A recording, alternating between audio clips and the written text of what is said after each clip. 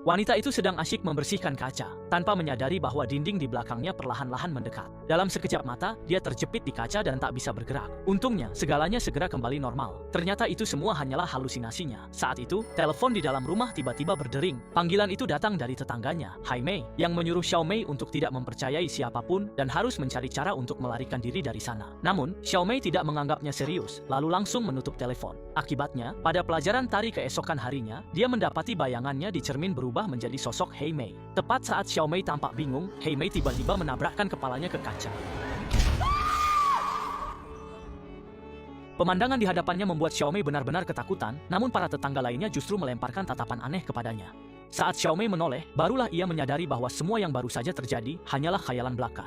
Dengan panik, Xiao Mei segera meninggalkan ruang dansa, berniat pergi ke rumah Hei Mei untuk mencari tahu. Namun ia mendapati Hei Mei saat itu sedang berdiri di atas atap.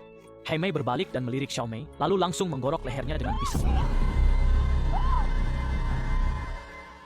Malam harinya, Xiao Mei menceritakan kejadian itu kepada suaminya. Suaminya menganggap Xiao Mei mengalami gangguan mental dan mengatakan bahwa Hei Mei hanya terjatuh dan tak lama lagi dia akan sembuh dan bisa pulang dari rumah sakit. Keduanya tidak bisa meyakinkan satu sama lain sehingga mereka bertengkar hebat. Keesokan harinya, suaminya memanggil dokter untuk memeriksa kesehatan Xiao Mei. Namun hasilnya menunjukkan bahwa dia tidak memiliki kelainan apapun. Saat itu, Xiao Mei sengaja menyinggung soal Hei Mei. Dokter tiba-tiba melirik suami Xiao Mei, lalu berkata bahwa Hei Mei memang dirawat di rumah sakit karena cedera akibat terjatuh. Dia juga menyarankan Xiao Mei agar tidak terlalu khawatir. Saat dokter membuka tas tangannya, Xiao Mei melihat ada surat diagnosis tentang Hei Mei di dalamnya, sehingga dia mencari alasan untuk menjauhkan suaminya dan dokter, lalu mencuri surat diagnosis tersebut. Namun, beberapa informasi penting di dalamnya telah dihapus, dan dia hanya melihat kalimat, orang ini menolak menerima perawatan, dan telah diberikan peringatan terakhir. Sejak itu, Xiao Mei tidak pernah lagi melihat Hei Mei, bahkan suami Hei Mei pun menghilang secara misterius. Keesokan harinya adalah pesta nyanyi dan tari bulanan komunitas, di mana para pria di sini akan membawa istri mereka, karena mereka semua adalah programmer di perusahaan yang sama. Semua orang menikmati malam yang indah itu dengan gembira, kecuali Xiao Mei yang tampak murung. Dan pada jamuan makan malam berikutnya, Xiao Mei akhirnya mengetahui kebenaran di balik kejadian tersebut.